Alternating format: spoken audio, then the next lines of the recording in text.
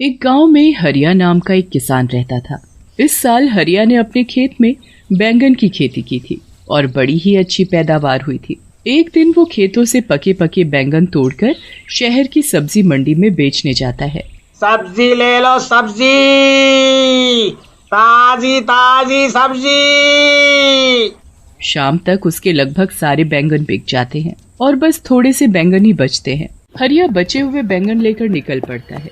रात काफी हो चुकी होती है। हरिया अपनी बैलगाड़ी से घर वापस आ रहा होता है। रास्ते में काफी सुनसान जगह पड़ती है और उस जगह एक चुड़ैल का वास होता है। वो चुड़ैल काफी समय से भूखी होती है। जैसे ही वो हरिया को वहाँ से गुजरता हुआ देखती है, उसके चेहरे पर खुशी की चमक आ जाती है। अरे वाह, आज तो बड़े दिन बाद कोई आदमी यहाँ से गुजरा है। आज तो मुझे कुछ न कुछ खाने को मिल ही जाएगा। आज मैं पेट भर कर खाऊंगी। वो चुड़ैल उस आदमी को खाने जा ही रही होती है कि तभी उसका ध्यान बैलगाड़ी से नीचे लुढ़कते हुए बैंगनों पर जाता है। वो चुड़ैल जल्दी से उन बैंगनों को उठा लेती है और घुमा घुमा कर देखने लगती है। उसके बाद वो एक बैंगन खाकर देखती है तो उसे वो बड़ा ही स्वाद लगता है। अरे वाह, ये तो बड़ा ही स्वादिष्ट है। ऐसी चीज तो मैंने पहले कभी नहीं खाई। चुड़ैल जल्दी जल्दी सारे बैंगन खा जाती है। अब उसके पास एक भी बैंगन नहीं बचता। चुड़ैल को और बैंगन खाने का मन होता है। वो सोचती है कि क्यों ना उस आदमी की बैलगाड़ी में बैठकर उसके साथ ही चली जाए।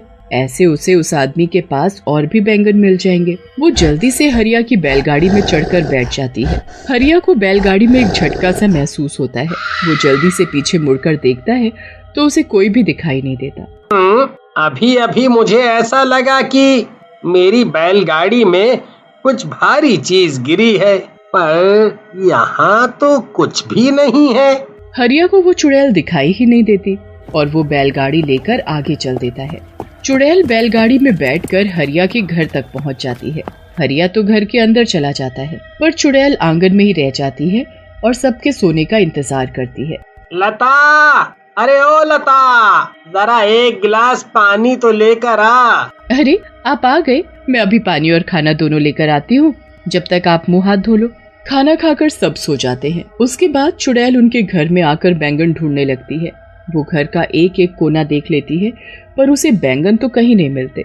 चुड़ैल को बड़ा ही गुस्सा आता है। आखिर वो चीज इस आदमी ने कहाँ रखी है? इसकी बैलगाड़ी में थी तो इसके पास और भी जरूर होगी, पर ये उनको रखता कहाँ है? मुझे लगता है इसने उनको और जगह छुपा कर रखा है। मैं भी ढूंढ कर ही रहूंगी। चुड़ैल सुबह होने और हरिया के उठने का इंतजार करने लगती है।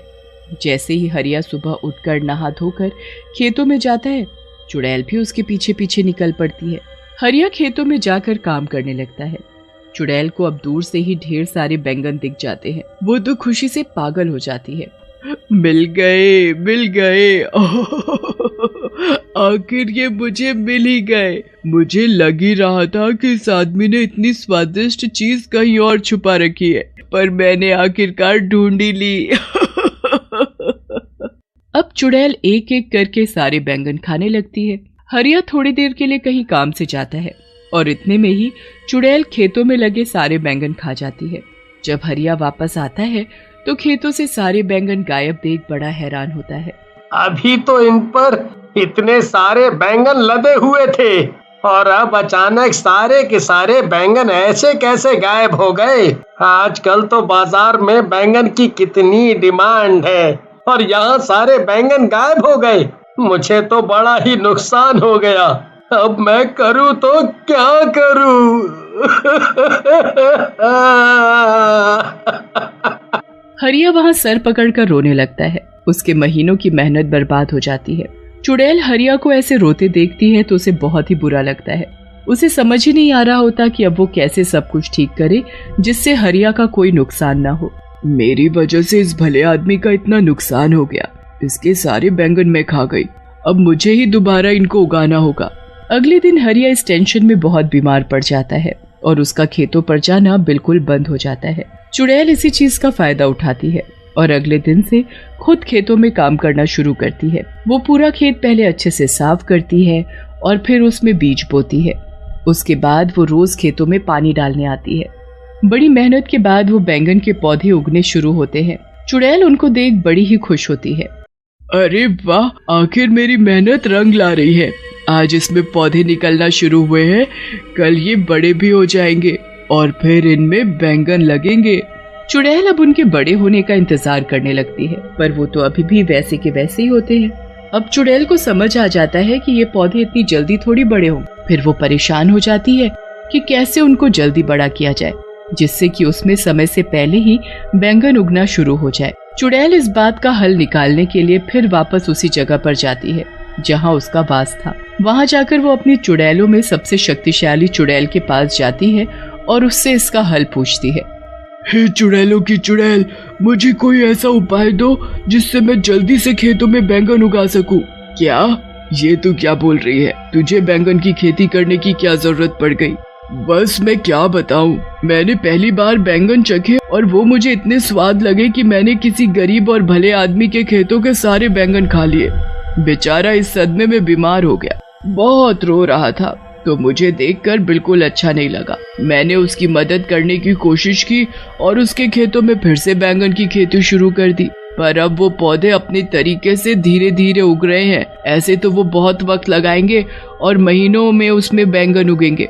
बेचारा वो आदमी तब तक क्या बेचेगा और कैसे अपना घर चलाएगा? उस बेचारे के घर में उसकी बीवी और 2 छोटे छोटे बच्चे भी हैं। ठीक है, मैं सब समझ गई। चुड़ैल होकर तू किसी इंसान की मदद कर रही है। मैंने तो पहली बार ऐसा देखा है, पर तुझे तो पता ही है मैं कभी किसी चुड़ैल की मदद करने से मना नहीं करती, तो तुझे कैसे कर सकती हूँ? तूने जो चाहा है वो तुझे जरूर मिलेगा, पर थोड़ा कठिन है। तू बता, तू कर पाएगी? हाँ, मैं कर लूंगी। तुम बस मुझे ये बताओ कि मुझे क्या करना है। तुझे यहाँ से 100 मील दूर पहाड़ों में जाना है। वहाँ एक काली गुफा है जिसको पार करने पर एक छोटा सा जादुई पानी का तालाब आता है। उस तालाब का पानी लाकर तुझे उस खेत में डालना होगा। जरा सा पानी डालने से कोई भी चीज कुछ ही पल में महीनों और सालों का समय पूरा कर देती है। अगर वो पानी किसी बच्चे पर भी गिर गया तो वो बच्चा भी पल भर में आदमी बन जाएगा। इसलिए उस जादुई पानी का इस्तेमाल तुम्हें बहुत ही ध्यान से करना होगा। हाँ, मैं पूरा ध्यान रखूंगी। अब मैं जल्दी वहाँ के लिए निकलती हूँ, क्योंकि मैं जरा भी समय बर्बाद नहीं करना चाहती। चुड़ैल जैसे तैसे 100 मील की दूरी तय करती है। उसके बाद वो काली गुफा को पार करके उस तालाब तक भी पहुंच ही जाती है। वहाँ से जादुई पानी भरकर चुड़ैल सीधा अपने बैंगन के खेतों में पहुँचती है और थोड़ा थोड़ा पानी पूरे खेत में छिड़क देती है। उसके बाद चुड़ैल वहाँ से चली जाती है। अगली सुबह जब चुड़ैल वापस आकर देखती है तो चारों तरफ बैंगन ही बैंगन लदे होते हैं। अरे वाह, आखिर मैंने बैंगन की खेती कर ही ली। मैंने इतने सारे बैंगन उगा ही दिए। अब जब भी वो किसान यहाँ आएगा तो खुशी से पागल हो जाएगा। उसके बाद उसे बस हरिया के खेतों में आने का इंतजार रहता है। हरिया जब ठीक हो जाता है तब वो खेतों को देखने जाता है। खेतों में पहुंचकर जब हरिया हजारों बैंगन अपने खेतों में लदे हुए देखता है तो उसे तो अपनी आंखों पर विश्वास ही नहीं होता। कहीं मैं सपना तो नहीं देख रहा?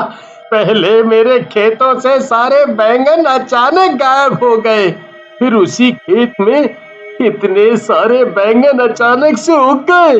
अरे वाह, मुझे मेरे गायब हुए बैंगन वापस मिल गए। हरिया सारे ताजे ताजे बैंगन तोड़कर टोकरों में भरने लगता है।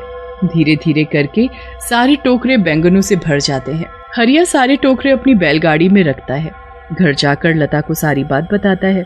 लता तो ये बातें सुनकर चौंक ही जाती है। उसे हरिया की बात पर बिल्कुल यकीन नहीं होता। मुझे लगता है आप पागल वागल हो गए हो। अरे भगवान, मैं कोई पागल वागल नहीं हुआ हूँ। तू चलकर अपनी आंखों से देख ले। लता जब बाहर जाकर बैलगाड़ी देखती है तो वाकई में बैलगाड़ी बैंगनों के टोकरों से भरी हुई होती है। लता ये देख बड़ी खुश हो जाती है, पर उसे भी समझ नहीं आ रहा होता कि ये सब आखिर हुआ तो कैसे हुआ। उनके लिए ये तो कोई चमत्कार ही था। पर तभी चुड़ैल उनके सामने आ खड़ी होती है। हरिया और लता तो उसे देख बड़े घबरा जाते हैं। मुझसे डरो मत, मैं तुमको कुछ नहीं कहूँगी। मैं तो दरअसल तुमको कुछ बताने आई हूँ। चुड़ैल फिर हरिया और लता को सारी बात बताती है। मैंने तो हमेशा सुना था कि चुड़ैल बहुत बुरी होती हैं, पर आज ये देखकर बहुत अच्छा लगा कि दुनिया में अच्छी चुड़ैल भी हैं। अब मैं तुमको रोज बैंगन खिलाऊंगा।